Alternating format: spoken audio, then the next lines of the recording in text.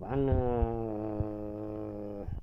المكتب الثالث ذي ناخب وشيخهم اليوم عند الكهالي. وقد وضحت سلفا إنهم قسمان: بنو جبر أهل الوادي وأهل العركة وهم آل يوسف وآل منصور، وبنو جبر هم آل مرشد وآل بريك وآل مشك وآل حسان الذين سأذكر فروعهم كلا على حدة. آل مشك مفردة الشكي ومنهم الفرعة، ومنهم آل مشدل وآل مشدل وآل سلام وآل حمودة وآل حافظة وآل محسن وآل مولع وآل حيدرة وآل مشكر وآل قرعة وآل وعيل وآل نصر، ومنهم آل شنب والرفاهيين. وكذلك آل مرشد مفردتهم المرشدي، ومنهم آل عبد الله وآل حمد وآل عبيه وآل عمرو وآل عوض وآل شقوفة وآل عبيد وآل حسان.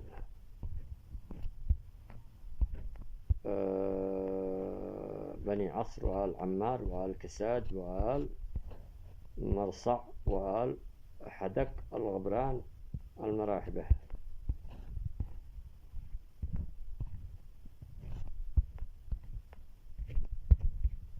أما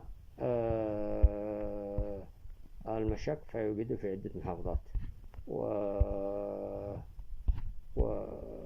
ومنهم آل مشدل يعني من مشك، وآل سلام وآل حمودة وآل حافظة وآل محسن يعني من هذولا،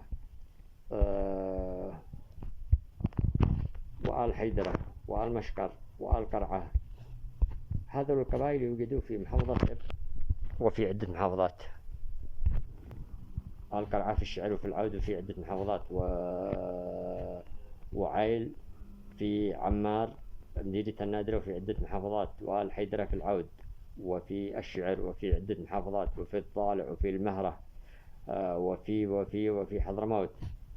آل نصر وهم عدة محافظات، وآل شنب وآل مرشد كذلك في عدة محافظات، وآل عبيه في مدينة بعدان وفي عدة محافظات، وآل عمرو كذلك، وآل عوض في عدة مديريات ومحافظات، وآل عبيد كذلك كما سبق ذكره في الحلقات السابقة في مديرية بعدان وغيرها.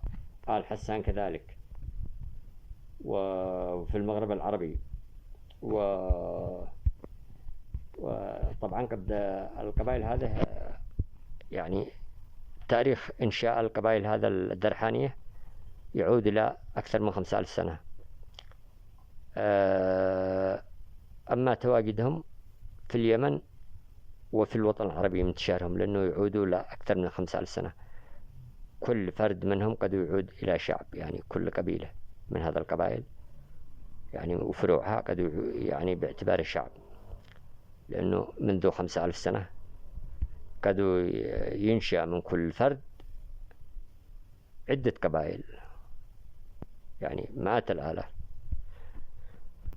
كذلك يوجد من القبائل في المغرب العربي وفي الشام وفي العراق وفي مصر وفي إفريقيا وفي قارات أخرى.